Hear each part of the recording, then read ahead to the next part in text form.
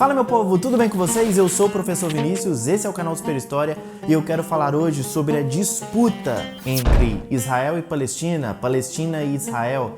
Você que quer entender o cenário, você que vê os acontecimentos atuais e não consegue entender essas coisas porque tudo parece muito complicado, é complicado mesmo. Então me explica. Mas eu vou simplificar para você aqui nesse vídeo, você vai entender, eu tenho certeza absoluta disso.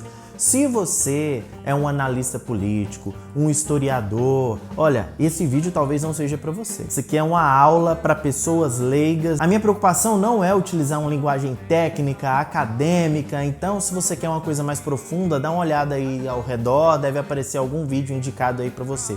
Esse vídeo aqui, inclusive você que já entende do assunto, você pode me ajudar divulgando esse vídeo em seus grupos de WhatsApp, para a família, seus grupos da escola, porque isso aqui é para explicar de modo simples por que tem tanta treta ali no Oriente Médio, principalmente nessa regiãozinha onde antes era Judéia, depois se tornou Palestina. Nós vamos entender isso tudo agora. Vamos lá? Sim, sim, sim! Cara, essa briga ela tem uma origem muito antiga. A primeira coisa que eu quero falar aqui é sobre a origem bíblica dessa briga. Depois eu vou falar da origem histórica. Mas você que conhece as histórias da Bíblia, já leu a Bíblia alguma vez, ou pelo menos foi em alguma igreja onde se mencionou uma história dessa ou esses personagens, já deve ter conhecido, ouvido falar de Abraão. Abraão é um homem escolhido por Deus. Abraão obedeceu à voz de Deus, saiu da Mesopotâmia, de Ur dos caldeus, onde ele morava, e peregrinou com a sua família até a região onde hoje é Israel, antes era Canaã. Abraão tinha uma dificuldadezinha, sabe, para engravidar. A questão é que ele era muito velho e a esposa dele, que também era velha, era estéril. Dificulta um pouco, né? Mas Deus prometeu que Abraão teria um filho que herdaria toda a terra que foi dada por Deus a Abraão. Essa terra é onde hoje é Israel e a Palestina. Só que a promessa de Deus começou a demorar. O filho não vinha, Abraão não via a coisa acontecer. Então a esposa dele teve uma ideia. Falou assim: Abraão, eu tenho uma escrava egípcia aqui, por que você não dá uns pega nela e ela engravida? E então você terá o seu herdeiro, tão sonhado herdeiro. Já que eu não consigo te dar filhos, né? Às vezes você pega a minha escrava, isso era uma coisa muito comum na época, viu, gente? Você tá pensando que é um absurdo, né? Mas isso era uma coisa muito comum na época. Você pega a minha escrava, engravida ela e eu vou gerar filhos através da minha escrava. E isso aconteceu. Abraão topou a ideia, né? Ele foi, pegou a escrava, a Agar, e ela engravidou. Esse filho, esse menino que nasceu, foi chamado de Ismael. De Ismael, que é esse primeiro filho de Abraão, sem ser com a sua esposa legítima, de Ismael dizem que surgiram posteriormente os árabes. Os árabes então vieram de Abraão por meio de Ismael. Mais tarde um pouco, Deus cumpriu a promessa que ele havia feito para Abraão. A Sara, a velha, a estéril, impossibilitada de engravidar, finalmente engravidou. O milagre de Deus. Nasceu o filho, então agora o filho legítimo, assim, né, da esposa de Abraão. E esse filho foi chamado de Isaac. De Isaac veio o que depois se tornou o povo judeu, o povo de Israel, as 12 tribos que formaram o reino de Israel, que depois se tornou majoritariamente judeu. Então percebe aqui que, pensando nas origens bíblicas, tanto Ismael quanto Isaac são filhos de Abraão. De Ismael vieram os árabes, de Isaac vieram os israelitas. Essa galera que tá tudo aí se acotovelando para ficar na mesma terra hoje. Ih, rapaz. Agora, deixando um pouco a Bíblia de lado e entrando mais na parte histórica, na época de Jesus, quando ele vem, Jesus era um judeu que morava nessa região, que na época se chamava Judéia. Mas por causa dos vários conflitos com o Império Romano que comandava essa região nesse momento, por causa dos vários conflitos, os judeus foram invadidos e expulsos dali por volta do ano 70 da era cristã. Mais tarde, houve uma tentativa de retomada dessa região que se chamava Judéia. Os judeus tentaram retomar essa região e perderam novamente quando foram expulsos de forma definitiva por volta da década de 130 depois de Cristo. O imperador romano mudou o nome dessa região para Filístia. Filístia, que lembra o quê? Filisteus, a terra dos filisteus. A transliteração, aportuguesando, trazendo esse nome aí, pegando do árabe e trazendo para nós, fica Palestina, mas é Filístia, de filisteus. O que o imperador fez foi trocar o nome Judéia por um nome que era utilizado pelos inimigos dos judeus, Filístia ou filisteus, que para nós hoje é Palestina. Vocês conhecem a história de Davi e Golias, né? Davi, um moço jovem, pequeno, matou um gigante com uma pedrada. Esse gigante era exatamente filisteu.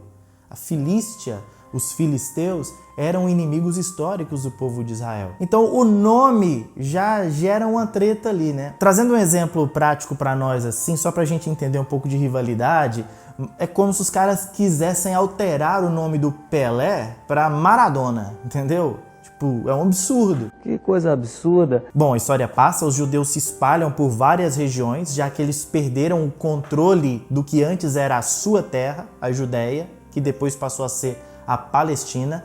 Essa terra, a Palestina, passou a ser controlada por um outro império, que agora não era o romano, era o Império Turco-Otomano, o império que veio ali da Ásia para tomar conta daquela região. Esse império se torna islâmico, então agora a região que antes era da religião judaica passa a ser uma região dominada pela religião islâmica. E no final do século XIX começa um movimento que você precisa entender o que é, um movimento chamado de sionista. Esse movimento, sionismo, tem a ver com a palavra Sião. Os judeus, os israelitas, eles consideravam a sua terra, aquela que morou Abraão lá atrás, a terra prometida por Deus a Abraão. Essa terra era conhecida como Sião. Então os israelitas, eles queriam voltar para Sião. Eles queriam retomar a terra que foi dada a eles pelo próprio Deus, pelo pai Abraão. Eles queriam retornar para Sião. Por isso o movimento sionista começa a se intensificar. Judeus passam a se reunir, simpatizantes dos judeus passam a se reunir, entendendo que era legítimo que esses judeus voltassem para a terra de onde eles foram expulsos, porque aquela terra era deles. Só que nessa terra, final do século XIX, vivia um povo de origem árabe, viviam pessoas de religião islâmica, muçulmana. Estou sentindo uma teta! E essas pessoas já viviam ali por muitos e muitos anos, séculos vivendo nessa região. Então imagine, você está vivendo numa região há séculos, é a sua terra nativa, você é daquela região, é o lugar que você defende, é o lugar que você ama, é o seu lar, é a sua casa. Mas começam a chegar pessoas que dizem para você, olha, antes de você morar nessa terra, viveram os meus antepassados. Por isso, essa terra onde hoje você mora, na verdade é minha. E eu quero essa terra de volta. Vários judeus começaram a migrar e vir para essa região no início do século XX. Ao final da Primeira Guerra Mundial, cerca de 6% dessa região era ocupada por comunidades judaicas, enquanto a maioria era Palestina mesmo. Você está vendo aí agora um mapa de como gradualmente, mas até de forma rápida, os judeus foram tomando conta da região, o que para os judeus é apenas um retorno, que é isso, nós estamos retornando para a nossa terra. Para os palestinos era uma invasão. Eles estavam invadindo uma terra que há muito tempo era deles, dos palestinos. Quem facilita essa invasão ou esse retorno são os britânicos. Ao final da Primeira Guerra, os britânicos resolveram apoiar tanto a criação de um Estado judeu para Israel, quanto a criação de um país, de um Estado árabe unificado, que seria a Palestina. Esse apoio dos britânicos à criação de um Estado, de uma nação judaica, fez com que muitos judeus de diversas partes do mundo voltassem para a região da Palestina. Ou, no ponto de vista dos palestinos, fez com que muitos judeus começassem a invadir a região da Palestina. Isso se intensifica quando acontece a Segunda Guerra Mundial. Você lembra, né? Não tô lembrado, não. Nazismo, perseguição aos povos semitas, aos judeus. Então, vários judeus de toda a Europa, fugindo dos ataques nazistas, voltam para a região da Palestina. Diante de toda a covardia que foi feita contra os judeus e as perseguições que foram feitas contra eles na Segunda Guerra Mundial, o mundo meio que se comoveu, a comunidade internacional se comoveu com a situação dos judeus e apoiava ainda mais que os judeus voltassem, retornassem para a terra que já foi a terra deles há muito tempo atrás. Em 1948, alguns anos após o final da Segunda Guerra Mundial, Israel então é reconhecida pela ONU como um Estado independente, inclusive com o voto de um brasileiro, Oswaldo Aranha. Essa independência dividia o território da Palestina entre uma região que seria Israel e essas outras regiões que comporiam o Estado da Palestina. Israel achou muito bom o acordo, os palestinos não gostaram e imediatamente declararam guerra contra o Estado de Israel. Nessa disputa, Israel conseguiu conquistar ainda mais territórios palestinos, aumentando ainda mais o seu próprio território. Mais tarde, uma coalizão de países árabes lutaram contra Israel e nessa coalizão, na Guerra dos 6 Dias, Israel ganhou ainda mais territórios, inclusive desses países que haviam lutado contra Israel. Então você tá vendo que o climinha que se forma aí não é brincadeira, né? É verdade. Com o tempo, os israelenses foram negociando com alguns países vizinhos, devolvendo algumas regiões que foram tomadas por eles, entrando em acordo para que se estabelecesse algum tipo de paz. E nesse contexto, na década de 1980, surge um grupo palestino extremista chamado Hamas. Esse nome é uma sigla árabe para Movimento de Resistência Islâmica. Para eles, a resistência armada a Israel, os ataques ao povo judeu, são na verdade legítimos, pois os judeus, os israelenses, estão ali como invasores de um território que originalmente era deles. E como a principal potência militar dessa região é Israel, Israel é muito mais potente militarmente do que as outras nações de entorno, então Hamas trabalha numa tática de guerrilha, fazendo atentados terroristas, fazendo ataques repentinos, que é a forma que eles vão ter para atingir Israel de algum modo. Peguei o esquema!